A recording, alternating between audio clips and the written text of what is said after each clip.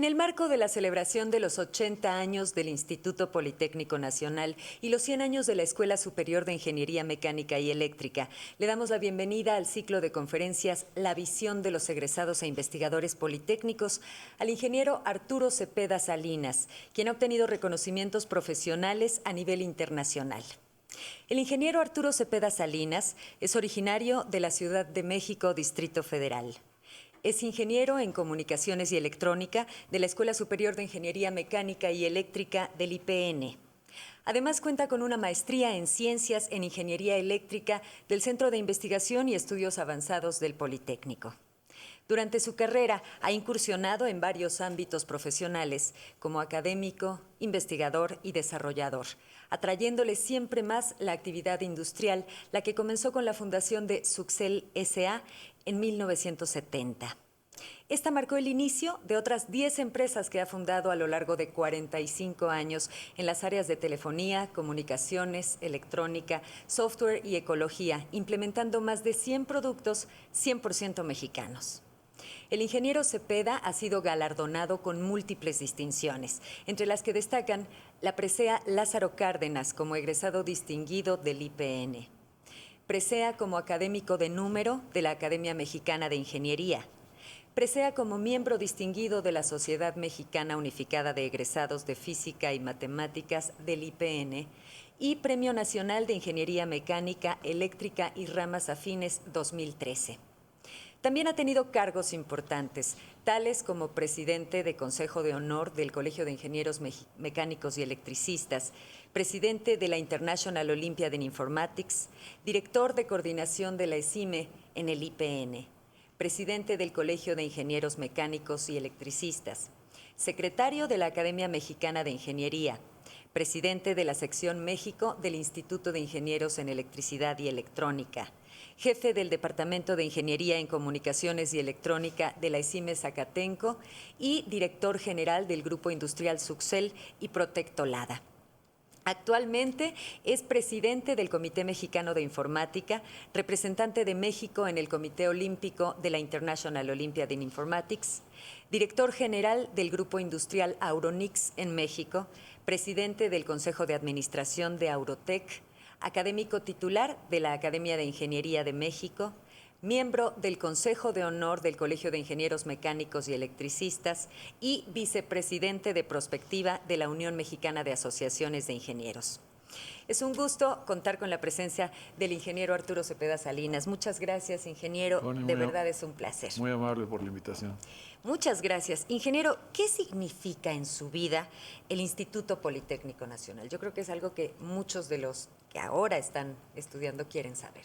Bueno, el Instituto Politécnico Nacional marca el parteaguas en la vida de quienes estudiamos en él y después ejercemos alguna profesión de ingeniería o alguna profesión de investigación. Realmente es una institución que da identidad, que marca la diferencia, que da formación científica y de ingeniería y que permite que el desarrollo profesional sea exitoso en el ámbito en que fuera. Y fundamentalmente que las bases de las ciencias básicas de la ingeniería, como es la física, la matemática, la química, son sólidas, son rigurosas, son profundas, que permiten entonces que los ingenieros del Politécnico sean ingenieros de varias vueltas, como decimos. O sea, que no se obsoleticen tan rápidamente, tengan vigencia durante más tiempo y no se quieran pasar a alguna otra actividad y se dediquen a la ingeniería. Pues sí, lo platicábamos hace un ratito fuera del aire. Es importante estar vigentes. Sí. ¿En qué momento tomó usted la decisión de estudiar ingeniería en comunicaciones y electrónica? Pero además, platíquenos, porque después sabemos que también estudió la licenciatura de Física y Matemáticas en la Escuela Superior de Física y Matemáticas del Instituto Politécnico Nacional. Sí, con mucho gusto. Bueno, pues yo crecí en la parte de la secundaria y de la vocacional allá en Tampico, en Ciudad Madero. Y pues estuve en la vocacional en el Tecnológico de Ciudad Madero, que coloquialmente decíamos que era el MIT mexicano porque era el Madero Institute of Technology, pero pero en realidad en la época de la secundaria hubo un concurso que organizaba la Ford Motor Company de aquel tiempo entre los distribuidores de la Ford en el país e invitaban a los jóvenes de secundaria a que participaran en un concurso de cuestiones técnicas y normalmente tenía que ir un profesor y el alumno. A mí me tocó participar con el profesor del taller de electricidad de ahí de la prevocacional en Tampico y participamos con un diseño de un motor y afortunadamente obtuvimos un tercer lugar nacional. Entonces con eso ya nos hacemos merecedores los primeros 10 lugares a venir a México con el profesor, la Ford pagaba y les daban aquí la comida, el diploma y había un incentivo económico para el profesor y un incentivo económico para el alumno. Y finalmente, bueno, pues eso no era tan importante, fue importante, pero lo más importante de ese viaje fue que nos llevaron a conocer la planta de la Ford que estaba acá por la villa, una planta que tenían en la Calzada de los Misterios. Y al estar en esa planta y recorrerla con los que estaban guiando la plática, pues yo dije, bueno, ¿y por qué no con el tiempo yo tener una planta de estas, ¿no? Me voy a hacer de una planta de estas. Entonces de ahí me nació la idea de hacer industria, de hacer empresa. Y luego ya tuve la vocacional, que tuve una muy buena formación matemática y física, y luego ya, digamos, como se veía que lo que venía al futuro era la electrónica y las comunicaciones, pues decidí venir a México, al Politécnico, que era en aquel tiempo la única institución que daba esa carrera de comunicaciones y electrónica. Gracias a la visión, pues yo creo muy afortunada del doctor Cerrillo Valdivia, que instauró la carrera de comunicaciones y electrónica cuando todavía la CIM estaba en Allende. Y pues realmente lo que vislumbrábamos en ese tiempo y hasta la fecha es que la electrónica es el área de la ingeniería que es capaz de de realizar operaciones matemáticas con mucha eficiencia y a bajo costo, utilizando dispositivos electrónicos. De manera que entonces, pues esa fue la carrera que decidí venir a estudiar. Sin embargo, cuando ya estaba yo, terminé el primer año de la carrera de comunicaciones y electrónica en LECIME y dije, bueno, ¿y cómo le voy a hacer para hacer la empresa si no tengo dinero? Entonces, no tengo capital. Mi familia, aunque no fue de clase muy humilde, era clase media, y mi papá no tuvo nunca problema económico que yo haya sabido, pero no era muy proclive al invertir en una aventura así de empresa. Como empresario. Como empresario, ¿no? Sino más bien él trabajaba en Petróleos Mexicanos y decía, bueno, ¿por qué no te consigues una posición en CFE o en Pemex? ¿Era ingeniero también? Él era ingeniero geólogo, sí. Él era ingeniero geólogo de la Facultad de Ingeniería de la UNAM y fue de los primeros geólogos del país. Sin embargo, bueno, trabajó en Pemex y su idea de la vida era trabajar ahí 30, 40 años, lo que fuera necesario, jubilarse y vivir tranquilamente. Pero uno ya tenía la semillita sembrada de querer hacer un negocio propio, la empresa propia. Entonces me pregunté, bueno, ¿y cómo le hago si no tengo capital, no tengo dinero? La familia no va a querer invertir.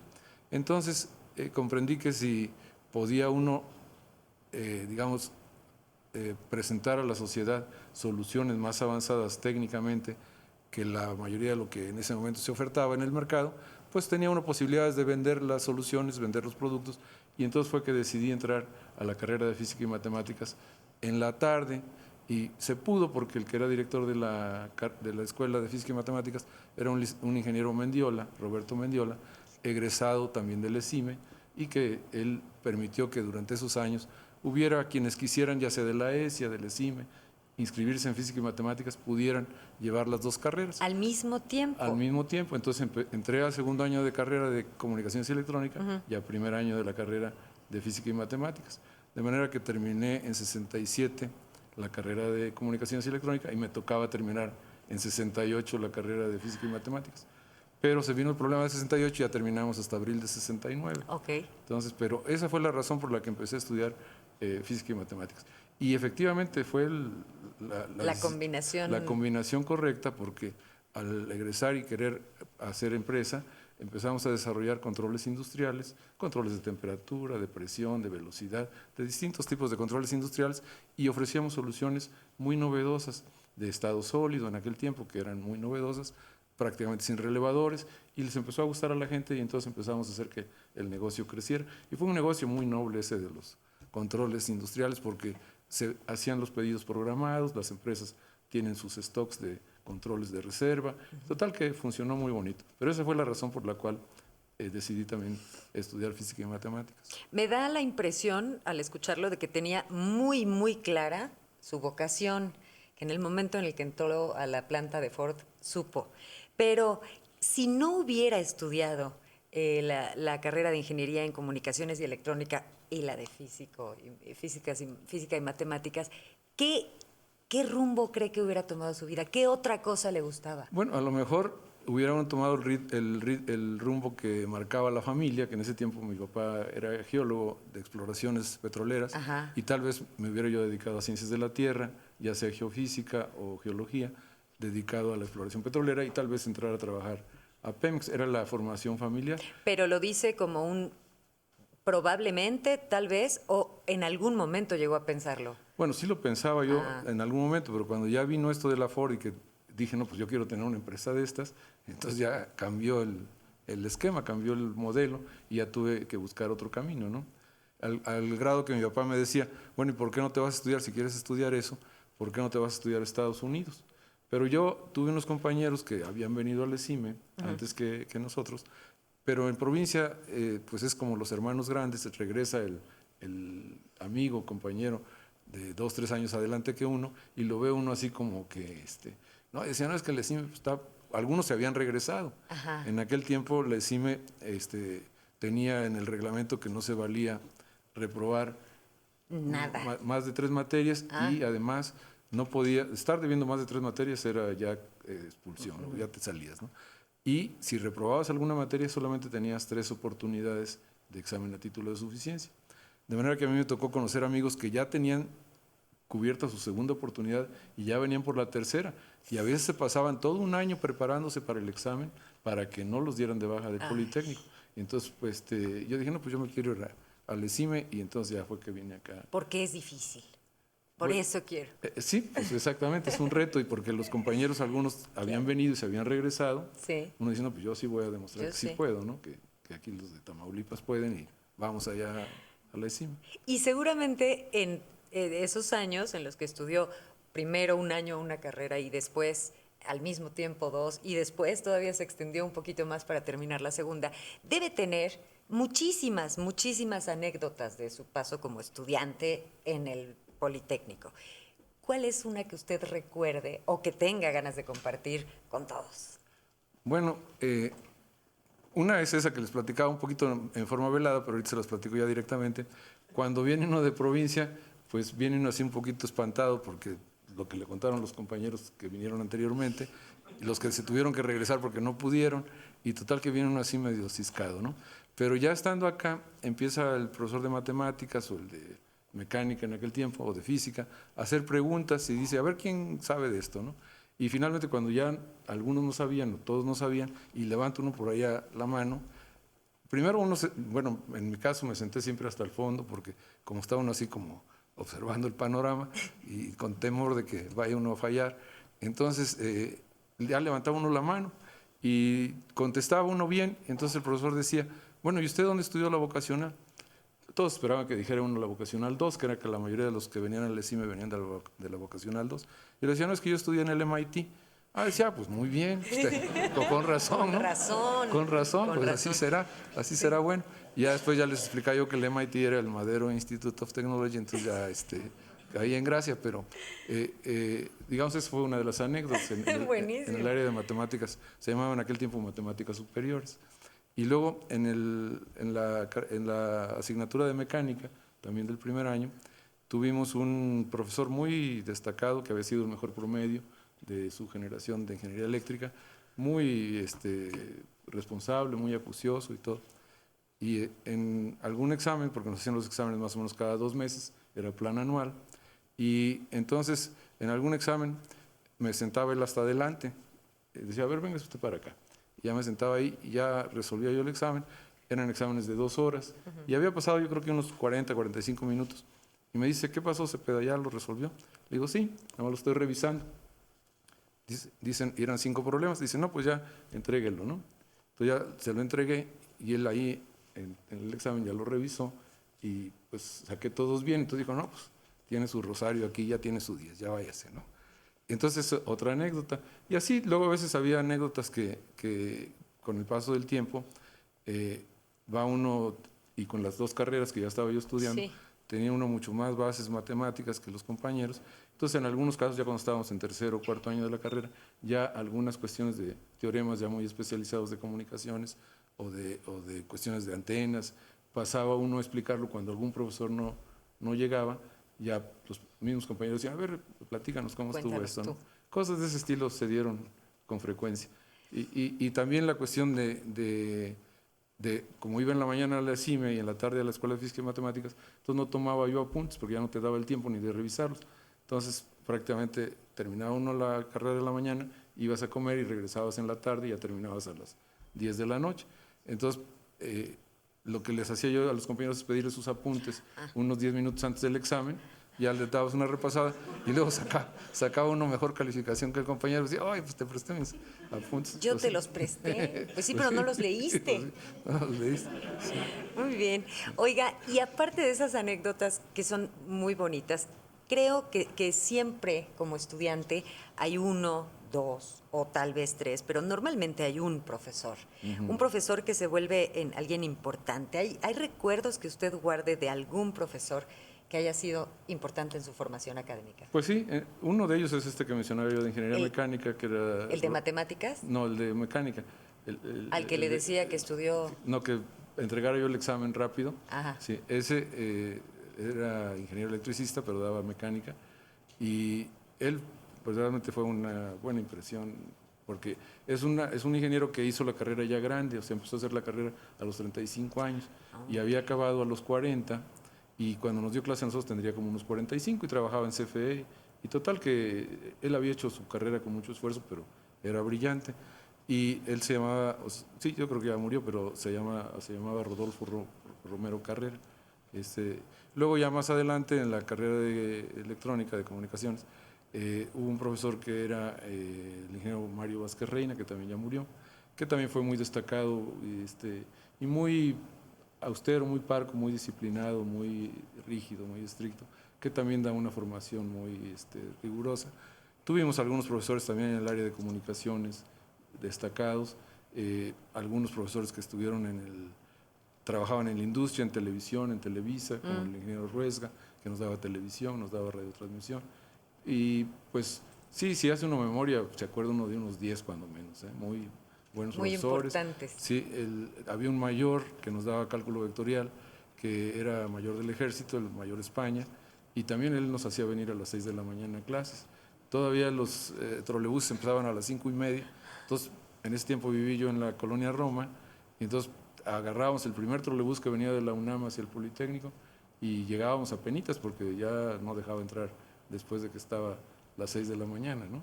Y fueron cosas así muy formativas. Muy formativas. Sí. Cuando uno es estudiante, tiene una idea de lo que va a hacer cuando termine la carrera y usted ya tenía su planta. Sí, Después de eso, una vez que egresó del Politécnico, ¿qué decisiones de las que usted fue tomando cree que son las que fueron verdaderamente importantes como para repercutir en su vida profesional, para bien y para mal? sí. Bueno, yo creo que de las más importantes es que para ser empresario, para ser industrial, tiene uno que tener una formación integral. Integral me refiero a que si uno es bueno en la cuestión tecnológica, pues es una parte, pero tiene uno que saber administración, tiene uno que saber cuestiones fiscales, tiene uno que saber de manejo de personal, tiene uno que saber de cómo manejar el dinero, las cuentas, las reservas, los ahorros, etcétera, ¿no? Sí. Cómo vender también es muy importante. Yo les digo que para un negocio lo más importante es la venta, el marketing. O sea que el 40% de importancia yo creo que lo tiene el marketing, 30% la parte técnica y 30% la parte administrativa. Entonces, estudiando estas carreras como las que estudiamos, pues no tenía uno esa formación. Entonces, lo primero que hice cuando estuve en la carrera, tanto en la escuela de la ESIME como en la de física, es fijarme en mis compañeros, con quién de estos compañeros haría yo sociedad. Entonces, finalmente escogí a dos, que son amigos, compadres y compañeros de toda la vida, que afortunadamente coincidimos en un evento que se titulaba Un compañero, hizo un brindis ahí en su casa, coincidimos los tres, y le digo, pues ¿por qué no hacemos esto? Ya les planteé el plan, estuvieron de acuerdo, y a la semana estábamos ya ante el notario registrando la primera empresa, que fue esta de Succel. Que no fue una planta. No fue una planta, ¿Qué no. fue? No, ahí empezamos cada quien, como empezábamos a trabajar, cada quien puso el equivalente a $800 de aquel tiempo, que equivalían a 10,000 pesos, a 12.50. Y con esos 30,000 pesos empezamos y fuimos generando la cuestión esta que mencionaba yo de controles industriales, al grado que nos convertimos en prácticamente pues, la mejor empresa de tecnología de desarrollo de controles industriales mexicanos. Todo era importado, prácticamente todo venía de fuera. Entonces, ahí la visión era que uno de ellos era muy listo para la cuestión comercial y el otro para el manejo del personal, o sea, como líder. Entonces ya uno podía ver la parte técnica, otro veía la parte de personal, otro la parte de ventas y la administración, pues ahí entre todos, ¿no? Entonces, pero eso es muy importante, buscar un equipo, porque el que alguien sea integral y conozca de todo y sepa de todo es sumamente difícil, y más ahora que ya las cosas han evolucionado mucho. Sí. Pero esa fue de las decisiones más importantes. Saber con quién asociarse. Saber con quién asociarse y que tengas la confianza, que sepas que van a trabajar parejo, que van a trabajar para el mismo objetivo, que van a buscar los mismos logros. Y de todas maneras hay sus discrepancias a veces, sus discusiones, pero ayuda mucho a que sean compañeros de vida, sean compañeros de estudio, sean compañeros de escuela. En las escuelas, tanto desde la secundaria, la vocacional y la superior, yo creo que se hacen las amistades que perduran, ¿no? Que duran toda la vida y que hay la confianza para platicarse cosas y hacer planes. Entonces yo creo que ese fue uno de los principales aciertos. Yo creo que sí, es una decisión muy, muy importante. Y una vez que empezó a trabajar, que ya tenía su empresa y que estaba a cargo usted, ¿considera que el ser egresado del Instituto Politécnico Nacional fue determinante como para que se abrieran puertas o no? Bueno, sí es importante en la parte esta que a mí me correspondió hacer más, la parte técnica, porque la formación al haber hecho las dos carreras fue pues inigualable. O sea, realmente podía uno hacer cosas que los demás ni siquiera pensaban o no sospechaban en aquel tiempo. Pero también hubo cosas chistosas como esta, que cuando le estábamos vendiendo controles fotoeléctricos a la Otis, que es de elevadores y que es la empresa más grande de México y sigue siendo de elevadores en aquel tiempo, había un ingeniero Limón, se apellidaba, que era egresado del ESIME de mecánica y que era el que se encargaba de todo lo de instalación de los elevadores. Entonces nosotros muy avanzados tecnológicamente, pues le llevamos una cajita chiquitita del control fotoeléctrico y que además alcanzaba una distancia como de 5 metros, entonces funcionaba y era infrarrojo, y entonces pues no le afectaba la luz, y total que era una maravilla, ¿no? Técnicamente. Y ya le hicimos la demostración ahí en la Otis, no había lo que ahora hay de presentaciones de PowerPoint ni nada de eso, empezaba a haber algo de acetatos, pero finalmente lo hicimos ahí en un pizarrón, y pues estábamos muy motivados, muy emotivos de que les presentábamos eso a la Otis, y con eso ellos iban a mandar pues a descansar y cambiar todos los controles fotoeléctricos del país, y iban a revolucionar la cuestión de la seguridad de las puertas. Y usted es el negocio de su vida. No, y hacer un negocio de la vida, sí, efectivamente era un negocio muy bueno. Y terminamos la plática y dijo este ingeniero Limón, no nos sirve. Y digo, ¿cómo que no le sirve? Pues sí, nos sirve, porque no hace clic, clic. Ellos querían oír el relevador, dice, porque imagínense, esa cajita de control fotoeléctrico va arriba del techo de la cabina del elevador y el técnico anda acá probando la puerta y tiene que oír que hace clic, clic. Si no hace eso, pues entonces tiene que volver a subirse arriba de la cabina, ver si funcionó o no funcionó. Entonces le dijimos, pues, pero total que al final de cuentas les tuvimos que hacer uno como ellos querían. ¿Les pusieron el clic, clic? Sí, les hicimos uno de clic, clic. Y de todas maneras lo tuvieron en prueba como un año y después de un año ya nos compraron, porque lo mandaron a Tampico unos, a Acapulco otros, porque querían que se probara en un ambiente pues, de mucha humedad, salino, etcétera. Y después de 2, 3 años sí ya les hicimos uno infrarrojo en que les poníamos un foquito ahí que indicaba que ya había detectado, ¿no? Entonces ya veían un foquito rojo, pues entonces ya hizo el clic, clic equivalente. Se acostumbraron, ¿no? al clic, clic visual. Sí, al clic, clic visual, exactamente. Muy bien. Sí. Entonces sí hay sus pros y sus contras pros siempre. Y sus contras. Y tiene uno que estar en el momento, porque hay veces que hacen una tecnología que está adelantada para el momento y entonces la gente no la acepta. O al revés. Un año después, que fue cuando ya se pudo, quizá ya no fue tanto el impacto para ustedes como empresa. Ya no fue tanto, ya no fue tanto, pero sin embargo sí fue muy bueno porque ese negocio era muy noble, porque ellos, como la instalación de un elevador lleva un año o más según la obra, pero entonces te hacían el pedido programado, con 2, 3 meses de anticipación ya te pedían el control fotoeléctrico. Okay. Entonces era muy noble porque sabías la programación de las entregas, lo llevabas, te pagaban al mes, estaba muy bien, realmente fue un negocio excelente.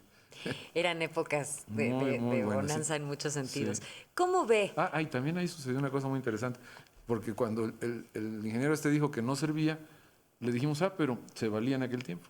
Le dijimos, vamos a cerrar la frontera. ¿Cómo? ¿Cómo? Sí, porque se valía eso y uno a la Secretaría de Industria y Comercio y decía, ya estoy fabricando esto en México, entonces queremos cerrar la frontera. Y lo que los de la Secretaría de Industria y Comercio hacían es que subían los aranceles de los equipos importados. Entonces no es que la cerraran realmente, pero ya les costaba 15 o 20% de impuestos de importación y ya era ventaja para uno porque ya podías darlo al precio de lo que ellos daban en el otro país Claro. y ya tú acá estabas ganando bien. Y dijo, ¿cuál cerrar la frontera? Eso no nos afecta. Y se usaba, porque sí, había empresas que lo hacían. Dijo, si creen ustedes que vamos a parar la obra de un elevador porque ustedes van a cerrar la frontera, pues están mal. Equivocados. Ponemos una camioneta con un chofer, va a Laredo y Se al trae. día siguiente se la trae el control fotoeléctrico de allá de Estados Unidos. O sea que no cierren nada, háganlo bien y ya. Hagan lo que quieran, Sí, pero no sirve sin clic, clic. exacto, háganlo con clic, clic y ya está. Muy bien. Sí. ¿Y cómo ve al Instituto Politécnico Nacional si lo compara con otras instituciones educativas? Bueno, yo el Instituto Politécnico Nacional, aparte de la querencia propia por haber estudiado acá, veo que es una formación real, o sea, es una formación realista de los jóvenes, porque les permite estar en contacto con una situación de autoridad, porque en el momento de la clase, del aula, el profesor del Politécnico tiene toda la autoridad. Si el profesor aprueba a alguien, pues ya lo aprobó. Si lo reprueba, también prácticamente es difícil que alguien reclame y diga, ay, pues me reprobó y yo merecía pasar. Se requiere que realmente lo justifique. Entonces, de ese lado da una formación de autoridad, de jerarquía, de orden, ¿no? Después, la gente que estudia, pues es gente de todo tipo, de clase media, de clase alta, de clase baja, de todo tipo. Entonces, la comunidad que se logra, los grupos que se logran, son muy parecidos a lo que es la realidad de la sociedad mexicana. Entonces, Microuniversos. sí, la gente no se infla, no sale como pensando cosas que no son, sino sale más ubicado y entonces más rápido se puede integrar a la fuerza de trabajo y sale con buenas bases, lo cual le permite tener una vigencia mayor. Entonces yo creo que sí, el Politécnico de las instituciones del país y de las instituciones públicas yo creo que es la mejor, pero de las instituciones del país, aún con las privadas, sigue siendo de las mejores. O sea, al grado que yo a mis hijos, pues sí, a todos los mandé al Politécnico, habiendo tenido la posibilidad, como otros compañeros, de mandarlos a alguna institución privada, ¿no? O al extranjero. O al extranjero, exactamente. Pero no. Sí. Dijo, no, si a mí me costó trabajo, ellos también. No, más que nada por la formación realista, creo yo, porque algunos sobrinos que eran mayores y ya habían salido, Sí. uno siente como que salen así muy inflados y entonces, efectivamente, o se quieren ir al extranjero o sienten que merecen más de lo que merecen o que saben más de lo que saben, porque de alguna manera hay una especie de engaño en el pretexto de que los padres pues tienen que pagar las colegiaturas y ellos así se justifican, ¿no? Pero yo creo que el Politécnico tiene una formación realista, formal, profunda en sus bases y que permite que los que salgan egresados de aquí tengan buena aceptación en el mercado de trabajo. Sin embargo, sí falta la parte económica, la parte Capitalista, me decía. capitalista, sí, la parte capitalista, porque el Politécnico nace en una situación media especial en 1936, que estamos festejando los 80 años, pero nace sin un fundamento. Aquí realmente no hay una ley orgánica de origen, un decreto de origen del Politécnico. Nace pues porque el presidente en ese tiempo, Lázaro Cárdenas, considera que es una idea apropiada, Juan de Dios Batis la propone y se la aceptan y arráncate, ¿no? Y ya juntan a varias escuelas, entre ellas a la ESIME, la ESIA, la Escuela Nacional de Ciencias Biológicas y otras 4, y se hace el Politécnico, como que las unen. Y entonces ya empieza a funcionar. Y hasta por ahí del 79 nace la primera ley orgánica del IPN, y en el 81 se reforma, o se adecua, se adapta. Y en el 82 le corrigen unas cuestiones de rata que tenían ahí una fe de ratas, y es la que sigue en vigencia. Entonces yo creo que el Politécnico surge como una necesidad para alimentar a la industria paraestatal, que en ese tiempo ya se veía venir porque Lázaro Cárdenas veía, o sea, aunque no lo dice, en sus planes al 38 ya viene la expropiación petrolera e iban a necesitar ingenieros mexicanos que ayudaran porque iban a liquidar o a indemnizar a las compañías extranjeras, los ingenieros y técnicos se iban a tener que ir del país y quién iba a manejar la industria del petróleo, ¿no? Entonces yo creo que con esa visión fue que Lázaro Cárdenas decidió arrancarse sin decir agua va, y después ya con el tiempo ya fue agarrando formalidad. Pero entonces, digamos que el Politécnico, esa visión inicial de alimentar a la industria paraestatal, pierde vigencia después de López Portillo. Ya con De la Madrid, en que la industria paraestatal empieza a decaer, ya entonces los ingenieros y técnicos que el Politécnico genera ya no tienen que ir a la industria paraestatal, ya pueden ir a la industria privada y de preferencia, si lo hacen, mejor, porque ya no va a haber industria paraestatal que los aguante, ya se va a ir reduciendo, como ha venido siendo y a la fecha va a seguir siendo, y entonces los politécnicos tienen que buscar cómo funcionar en la iniciativa privada y cómo funcionar bien y dentro del capitalismo, porque México, aunque no lo queramos reconocer, está en el capitalismo, ya tiene varios siglos, no es de ahora. Desde la época de la colonia ya estábamos en el capitalismo, nada más que era un capitalismo de monarquía, pero ya con la independencia ya es un capitalismo propio y a la fecha sigue siendo un capitalismo mixto, pero propio a la mexicana, pues, pero es capitalismo al fin y al cabo. Entonces yo creo que los jóvenes del Poli sí requieren una mayor formación dentro del capitalismo para que aprendan a jugar ese juego y aprendan a ganar en ese juego. Una vez que tenemos en cuenta toda la parte académica que se les da, toda la parte formativa y están ya afuera, mientras dentro del Poli no se diera esa materia, no sé cómo llamarlo, sería, hace rato le puso a usted un nombre interesante, la ingeniería en el capitalismo. En el capitalismo, sí. Mientras no se dé, ¿qué características deben tener los jóvenes egresados para poder incorporarse a la industria? Por supuesto, si es desde ese punto de vista como empleados, está muy fácil. Pero a esa otra parte... Bueno, aún como empleados, si la gente entiende el capitalismo, va a entender que el empleador lo que busca es que su capital crezca, porque ese es el juego del capitalismo, que el capital crezca y se acumule. Entonces, si el que me emplea lo que busca es que su capital crezca, yo entonces, ¿cómo le ayudo para que su capital crezca, para que de ese crecimiento del capital me toque más a mí? Ese es el juego del capitalismo cuando eres empleado. Cuando eres empleador, bueno, tienes que ver cómo se incrementa a través de que tengas utilidades. Entonces, el negocio que no tiene utilidades, pues no puede jugar en el capitalismo porque se le va acabando el capital hasta que tiene que cerrar. Entonces, de las dos maneras tiene que aprenderse a jugar. Y yo creo que si no se da en la formación formal del Politécnico, pues lo que se tiene que hacer es un poquito de ser autodidacta. En Estados Unidos, a mí me tocó ir a ser parte del high school allá, cuando mi papá andaba con la idea de que me fuera a estudiar a Estados Unidos, y tenían un libro que era de Samuel Samuelson, de economía, y ese Samuel Samuelson hizo 3 libros para el high school, y después, con el tiempo, se hizo Premio Nobel de Economía, y todos los estadounidenses de edad así de los 16 a los 18 años, todos se tenían que leer esos 3 libros, y ahí venían las bases de economía, pero también de capitalismo. Entonces ya todo el mundo salía con la idea clara de las leyes de oferta y demanda, del mercado libre, de la cuestión de cuánto vale el dinero, cuánto valen las divisas, cómo se intercambian, etcétera, ¿no? Y bueno, pues si los mexicanos aprendemos a jugar el juego del capitalismo mejor, en lo general, en cualquier profesión, pues seguramente que al país le va a ir mejor. Que es un poco, me platicaba antes de que iniciáramos la entrevista al aire, un poco quitarse la pena que da decir, no vayan a pensar que me quiero hacer rico. Exacto, sí. ¿Y por qué no? Exacto, ¿No? sí. ¿Quién no se quiere hacer rico de los que están acá? Yo no vi que nadie levantara. Yo creo que todos quieren, todos queremos. Y a lo mejor es empezar por hacerse esa idea de sí quiero tener dinero porque el dinero no es malo. Exacto. Sí, en la actualidad el dinero pues es lo que rige la economía, claro, y la actividad y el estatus social de la gente.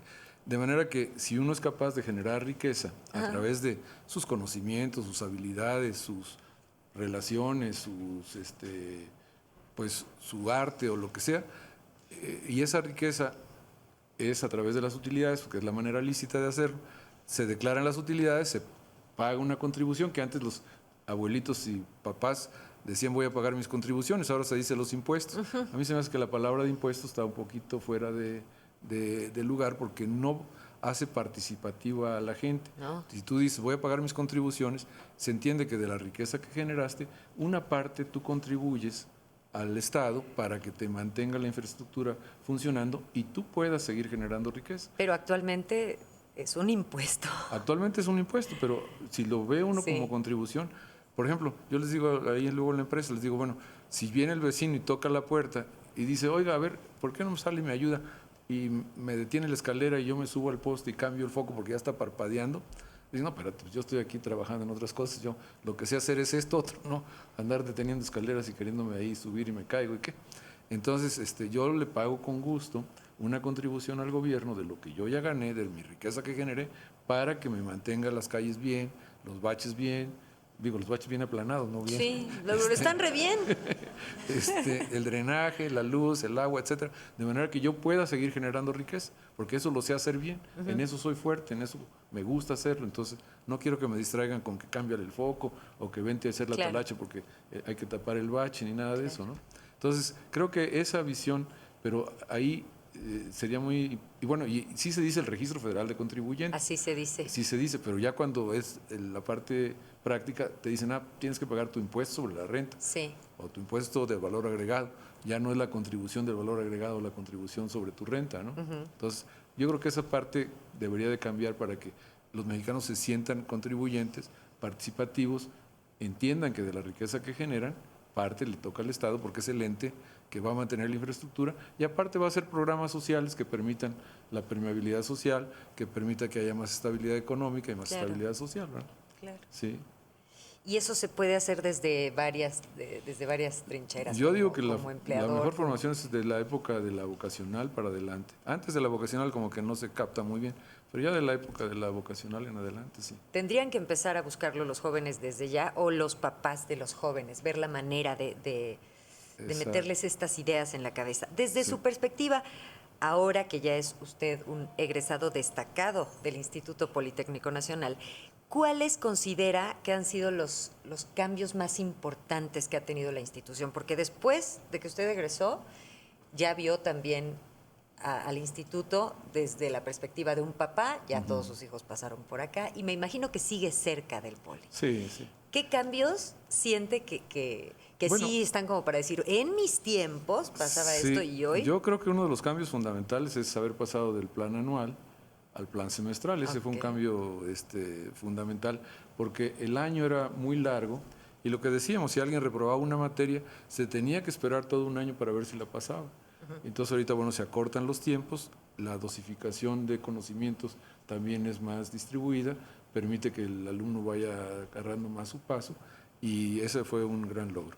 Otro logro es el tener un esquema de actualización más o menos permanente de los programas de estudio, que no se da con facilidad porque las academias se unen y tratan de que no les muevas el tapete ni les muevas el programa para que no tengan que ponerse a estudiar algo nuevo. Entonces buscan cómo, pues no le muevas para que yo siga en lo que ya sé hacer, ¿no? Y luego la otra parte que ahora es fundamental, cuando empezó el Politécnico a tener todo lo que es educación a distancia, grupos de educación a distancia, algunos cursos de educación a distancia, que realmente ayudan a que los egresados no se obsoleticen tan rápido, se les ayuda a mantenerse vigentes. Creo que ese también ha sido un gran éxito y un gran logro. Sin embargo, bueno, pues otra parte que tuvo el Politécnico, que también no sé qué tanto esté ahora, pero que en su tiempo fue muy conveniente, es la editorial. O sea, se promovió que los profesores escribieran sí. y tenían alguna regalía y puntos también para sus cuestiones de becas y demás, en el que entonces si hacías un libro ya tenías ciertos puntos y aparte tenías regalías de lo que se vendiera. Y sí hubo, cuando menos en el CIMA en aquel tiempo, sí hubo fácil 30 o 40 profesores que escribieron, que parte yo le reclamaba yo al ingeniero Vázquez Reina, en alguna época que ya después platicábamos, porque cuando era profesor pues no podía uno platicar con él, pero ¿Ya después? ya después ya podía uno platicar con él. Entonces ya le decía, oiga ingeniero, ¿por qué nunca se pusieron ustedes a escribir algo, no? Ajá. Dice, no, es que hay muchos libros que edita la McGraw-Hill, la Wiley, todos de Estados Unidos. Le digo, pues sí, pero no es la formación de aquí, no les da la sensación a los alumnos de que sí se pueden escribir las cosas. Y en aquel tiempo la palabra escrita era la ley, ¿no? Sí. Está escrito aquí en el libro, pues ya vale. Y si quien lo escribe es un extranjero, pues sienten que nada más los extranjeros pueden decir cuál es la ley. Entonces, él reconoció en aquella vez que pues sí deberían de haberlo hecho, pero no lo hicieron, y entonces ya después fue que echamos a andar un poquito más fuerte lo de la editorial, aquí en el que inclusive el jefe del editorial del ESIME era don José Madrid, el papá de Pepe Madrid, fue el que echó a andar la editorial aquí en el ESIME, cuando menos, y fue la que tenía más libros. Y después ya se hizo la editorial de todo el Politécnico. Sí. Entonces, pues es muy importante escribir. Son cambios positivos los que ha tenido la institución. Sí, son cambios positivos. Sin embargo, cuando fue el 68, los comités de lucha crecieron mucho en poder, y en el ESIME en particular, cuando me tocó ser jefe de la carrera de comunicaciones electrónicas, ahí en Zacatenco, los del comité de lucha editaban los libros. O sea, la editorial del ESIME sacaba los libros, o la editorial del Poli, y ellos los copiaban y tenían una máquina de stencil y los repartían y los vendían a muy bajo precio. Entonces los tuve yo que llamar un día y decir, bueno, no hagan esto, pues estamos tratando de que... Y sí reconocieron. En ese tiempo estaba Hernández Juárez todavía en el comité de lucha y otros que son conocidos nacionalmente, y reconocieron que está bien, iban a copiar algunos otros libros que no eran de edición mexicana, y los mexicanos los iban a respetar, y funcionó bien ese convenio, ¿no? Sí. Fue una piratería, pero... Sí, era una piratería, pero nada más de los extranjeros, no de los mexicanos. Estuvo bien. Bueno, así sí. ¿Cómo ve usted, comparando, pensando ahorita que hemos repasado más o menos desde que estaba muy, muy jovencito en la vocacional, cómo ve el México del mañana, que está pronto? Bueno, yo creo que el México del mañana, y lo comentábamos en la comida ahí con el ingeniero Emanuel Merchán, realmente es un México cambiante continuamente, están las cosas cambiando demasiado rápido. La parte educativa no se acaba de entender con claridad cómo lograr que la formación sea sólida.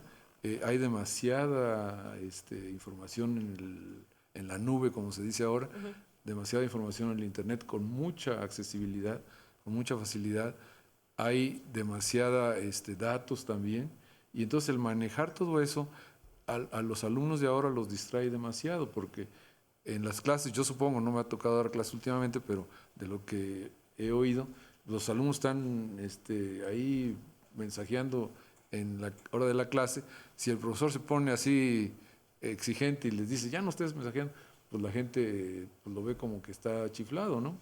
Y también, si les exigen que dejen en una cajita al entrar su celular y su iPad y todo lo que traen, a veces lo hacen por respeto y porque es la clase y si no les ponen falta, pero a los 10, 15 minutos de que ya empezó la clase y que dejaron su celular ahí en una cajita, o a los 20 minutos, les da el síndrome de abstinencia, como si fuera la droga, ¿no? O sea, empiezan a moverse, ya no saben con dónde rascarse, se piden permiso para ir al baño, etcétera. Entonces es una situación muy difícil de manejar, porque efectivamente los alumnos pueden obtener información a lo mejor más actual o mejor digerida que lo que da el profesor, y el profesor está en una situación muy complicada, porque cómo convence de que lo que él les está diciendo es mejor que lo que dijo el francés, o lo que dijo el inglés, o lo que dijo el gringo, ¿no?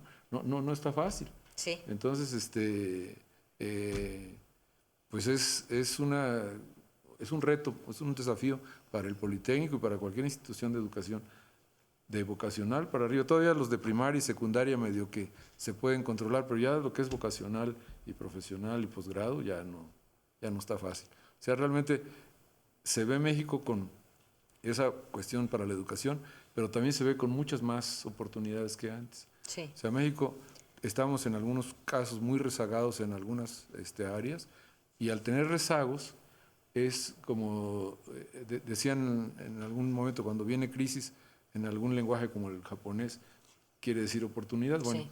en México los rezagos querrán decir oportunidades o potencial de desarrollo, porque tenemos que buscar cómo igualar a los que están más desarrollados si queremos vivir como están viviendo ellos, ¿no?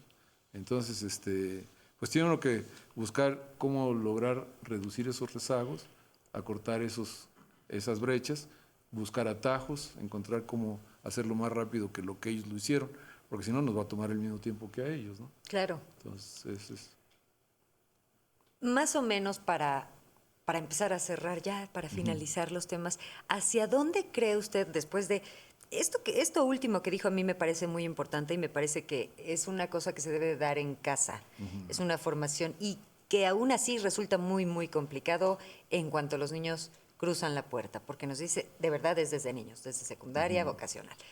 Pero bueno, ¿hacia dónde podría dirigirse entonces el instituto para impulsar un desarrollo mayor en la sociedad? Pues yo creo que en el área que tiene el instituto, y si ve uno o lee uno el artículo número 1 de la Ley Orgánica del IPN, yo traigo aquí un artículo, puedo inclusive leerlo. Claro. Es la Ley Orgánica del Instituto Politécnico Nacional del 29 de diciembre de 1981. Y el artículo 1 es, a mi juicio, el que marca la pauta. Dice el artículo 1, el Instituto Politécnico Nacional es la institución educativa del Estado creada para consolidar, a través de la educación, la independencia económica, científica, tecnológica, cultural y política, para alcanzar el progreso social de la nación, de acuerdo con los objetivos históricos de la Revolución Mexicana, contenidos en la Constitución Política de los Estados Unidos Mexicanos. Entonces, si tomamos esto en cuenta, y es la única institución que así hay de educación en el país, si uno ve todas las demás universidades autónomas, tecnológicos y todo el resto de 400 o 500 instituciones de educación superior, el Politécnico es la única que marca que es la institución encargada, creada para consolidar la independencia del país.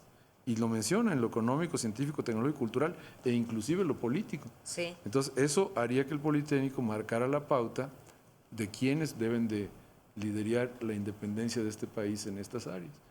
Es un reto tremendo que no estamos de ninguna manera haciéndolo, pero si esto se toma al pie de la letra y se quisiera poner a funcionar, pues obviamente que tendría que buscarse metodologías muy modernas, sí, que estén al nivel de las mejores del mundo, como hay en todos los países, hay escuelas emblemáticas, como es el caso de Francia, que son las escuelas superiores, en Japón también hay, en Alemania hay, en Estados Unidos las hay, y de ahí salen sus líderes. Entonces aquí sería para que del Politécnico siguieran saliendo los líderes del país, no solamente en la parte tecnológica, sino en estas áreas que mencionamos, y eso haría la pauta para que de ahí permeara la cultura y la formación de este nivel a otras instituciones, como antaño fue. Todos los tecnológicos regionales del país fueron creados de alguna forma a imagen y semejanza del Politécnico. Allá en Madero, cuando entré yo a la vocacional, tenía 8 años de formado el tecnológico y lo habían hecho las gentes del Politécnico allá. Inclusive un doctor, Carlos Guayla Altamirano, que también es hijo distinguido del Politécnico, egresó de acá de Ciencias Biológicas y fue el que fue uno de los directores allá. Entonces, están hechas de esa manera. Entonces, yo creo que el Politécnico debe de marcar la pauta tecnológica, económica, cultural, política y todo lo que dice el artículo número 1, lo cual, bueno, es un reto. Sí, claro, es un reto, pero así como se ha honrado muy bien el lema de la técnica al servicio de la patria, hay que tomar muy en cuenta el artículo 1. Exacto, es decir, el Politécnico al servicio de la consolidación de la independencia nacional. En todos estos sentidos. En todos estos sentidos. Y está en la ley, o sea, no es un invento, o sea que... Nada más es cosa de cumplir. Es cosa de hacerla cumplir. Nada más es cosa de cumplir. Está fácil, sí, ¿no? Bueno, pues la verdad es que ha sido una plática deliciosa. Tenemos unos cuantos minutos todavía. Y yo no sé si alguien de los presentes trae alguna pregunta que quiera hacerle al ingeniero. A ver. ¿Nadie estaba preparado por ahí? Sí. A ver, ¿tenemos un micrófono que se pueda ir de aquel lado? Va a ser una pregunta y nos despedimos. Ahí está, ahí va. Gracias. Díganos su nombre otra vez.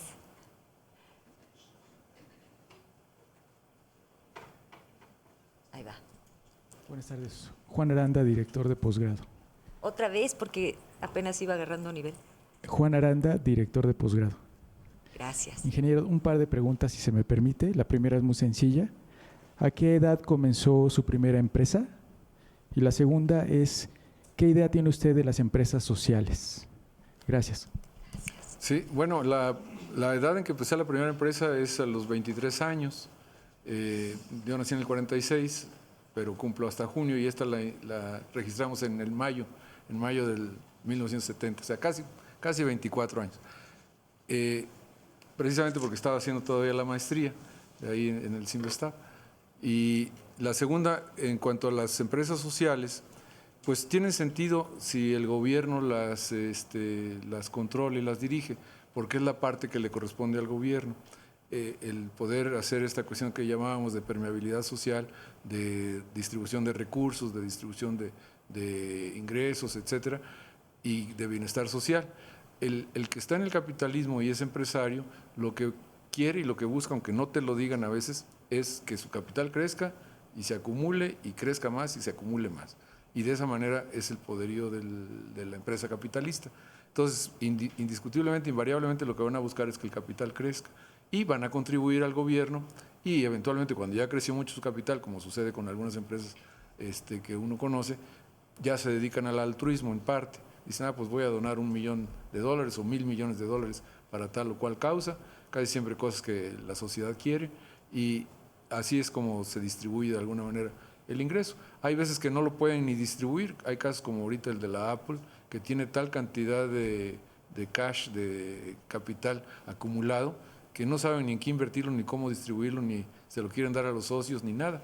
Entonces es una situación de un egocentrismo que viene desde el manejo de la tecnología capitalista que decía yo hace rato, de Steve Jobs, que él decía, bueno, pues aquí el juego es y hay que ganarlo, ¿no? Y entonces se acumula el capital. Tal vez es que en el futuro va a cambiar, seguramente no va a seguir siendo así, pero a lo mejor pasan 50 años o 100 años para que cambie, mientras tanto hay que aprenderlo a jugar, porque esas son las reglas del juego, ¿no? Sí. De nada. Pues muchísimas gracias. Oiga, en verdad ha sido un placer y un orgullo para mí personalmente y para el Instituto haber contado con la presencia de uno de nuestros muchos egresados del Instituto Politécnico Nacional que han obtenido grandes reconocimientos profesionales y a todos los niveles. Muchas gracias, ingeniero Arturo Cepeda Salinas, por habernos compartido sus experiencias. No, pues yo agradezco mucho al Politécnico, al Canal 11 y a todos los asistentes que hayan venido a oír esta plática y pues esperemos que haya sido de provecho. Muchas gracias. Estoy segura de que sí. Y a todos ustedes los invitamos a seguir este ciclo de conferencias en directo por internet en la página www.canal11.tv, donde estarán además todas las charlas para consulta del auditorio. Así nos despedimos. Muchísimas gracias. Hasta la próxima.